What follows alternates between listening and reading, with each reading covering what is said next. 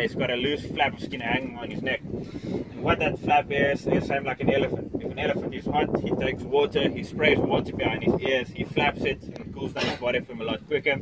That flap has exactly the same purpose. Just as wind blows over the flap, it cools down the blood inside there, and it helps to cool down his body for him just a lot quicker. Can anybody distinguish between a male and a female from a distance like this? Yeah, it's very easy. You look just very closely at them. But the males, he is black with white stripes, and your females is white with black stripes. Yeah.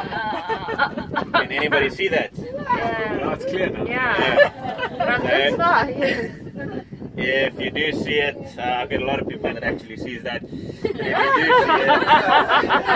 see it, please explain to everybody else also how you see it. The easiest way with this particular species is to look for the obvious. Look between his legs. That is the easiest way how you're going to say it's a male or female. Now the stripes on his body does have a purpose. It's got a lot of different purposes, but the main purpose is mainly for its protection, which is called disruptive coloration. Most predators, like I said, they see in black and white. And a lion, for instance, before he launches his attack on any animal, he needs to choose a target and keep his focus on one target as he's running after.